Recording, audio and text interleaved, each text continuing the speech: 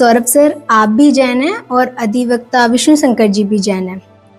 आपकी जितनी भी कविताएं हैं ज़्यादातर सनातन धर्म के लिए हैं और विष्णु शंकर जी सनातन धर्म के लिए बहुत बड़ा युद्ध लड़ रहे हैं सर। अधिकतर देखा गया है कि जैन को सनातन से अलग माना जाता है सर। इस संदर्भ में आप क्या कहेंगे सर? मूलतः मैम धर्म की दो शाखाएं रही, इसको ये कह सकते कि दो विभाजन मूल रहे धर्म के। धर्म जिसको हम सनातन भी बोलते हैं, धर्म का मतलब धर्म। तो धर्म के दो विभाजन रहे, उनको दो विभागों में बांटा गया, एक वैदिक परंपरा और एक श्रमण परंपरा। वैदिक परंपरा के अंदर बैकुंठ की व्यवस्था है, उसमें भगवान कृष्ण की बात की गई है, भगवान राम की बात की गई है, या ये कहा जाए कि भगवान विष्णु के जो अवतारवाद वाली जो परंपरा है वो वैदिक परंपरा है।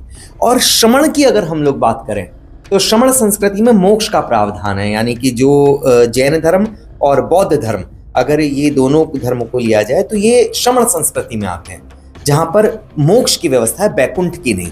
तो ये जो परंपराएं हैं दोनों धर्म की परंपराएं हैं। अब आप ये कहें कि सनातन से अलग करके देखा जाता है, तो ये मतलब जो ये लोग ये बात मानते हैं या जो कहते हैं, मेरी दृष्टि में उनका वो अपना सोच हो सकती है, अपना दृष्टिकोण हो सकता है, लेकिन ये अलग नहीं है। अगर अलग होते तो आप कभी एक बार अगर प्राचीन अवस्था में जाएं, हमारे यहाँ की जो मूल इतिहास है उसकी तरफ अगर आप अग्रसित हों, तो आपको ये देखने को मिलेगा मानसी मैम कि वहाँ पर जो राजा थे वो तमाम राजा जैन धर्म को मानने वाले लोग थे। तमाम राज्यों में जैन मंदिरों की स्थापनाएं थीं, वहाँ के जितने भी लोग थे वो जैन धर्म के अनुयायी थे। जैन कोई अलग से धर्म नहीं था, एक व्यवस्था थी मोक्ष की कल्पना के साथ, त्याग की कल्पना के साथ की गई इच्छाएं, या ये कहें कि जो योग साधना थी वो जैन धर्म का मूल था।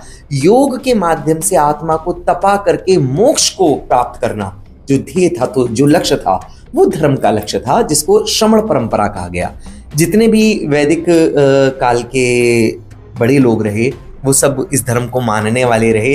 कभी आप लोग कुंभलगढ़ जाइएगा, मैं श्रोताओं से भी इस बात को कहूँगा, कुंभलगढ़ जो राजस्थान में है, कुंभलगढ़ जिस स्थान में, जिस किले के अंदर महाराणा प्रताप ने जन्म लिया, कुंभलगढ़ जो महाराणा प्रताप की ननिहाल थी, उस पूरे के पूरे दुर्ग में, उस किले के अंदर जो कुल मंदिरों की संख्या है वो है 311, और उन 311 मंदिरों में से 300 जैन मंदिर है। तो अब आप बताइए कि वो जो राजा थे, वो जो राणा थे, वो कौन से धर्म को मानते थे?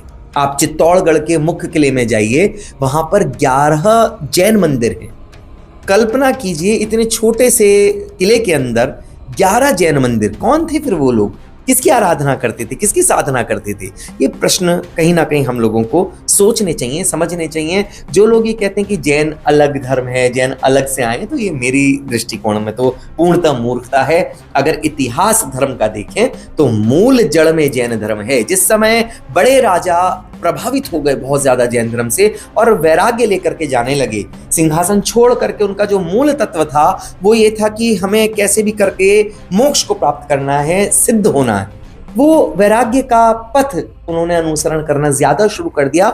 तो हमारी ही वैदिक परंपरा ने, आप कभी जाइए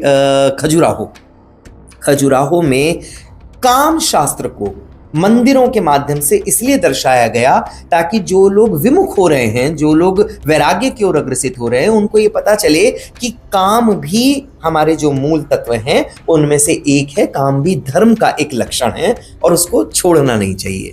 तो ये कहाँ अलग था? भगवान आदिनाथ, जिसको हम लोग ये कहते हैं कि आदिकाल जहाँ से शुरू हुआ, चतुर्थ काल का, वहां से अगर हम लोग इस परंपरा को देखें तो आप ये देखेंगे कि बहुत सारी चीजें समान हैं। अगर हम बात करें महादेव की, अगर हम बात करें भगवान आदिनाथ की, तो दोनों में बड़ी समानताएं हैं। दोनों कैलाशी, भगवान आदिनाथ का निर्वाण मोक्ष कैलाश पर्वत से माना गया। वहीं अगर ये माना जाए कि महादेव का अगर कोई एक प्रवास स्थान है, महादेव की तपस्स्थली है, तो वो कैलाश है।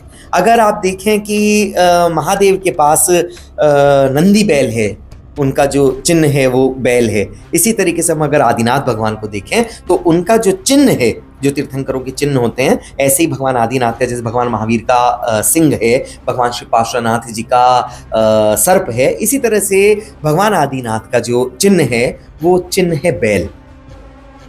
अब आप ये भी कह सकते हैं कि दोनों में समानताएं हैं, बहुत सारी समानताएं हैं। धर्म बेसिकली आस्था का विषय है। जो लोग इसको आस्था से हट करके इतिहास में खोजते हैं, उनको केवल केवल और केवल निराशा हाथ लगेगी।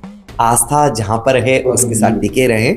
और मेरा तो अपना मानना ये है कि आस्था के भी दृष्टिकोण को विस्तृत करना चाहिए। हम तो पहले से ही बहुत बटे हुए हैं, हम लोगों को एक होना चाहिए।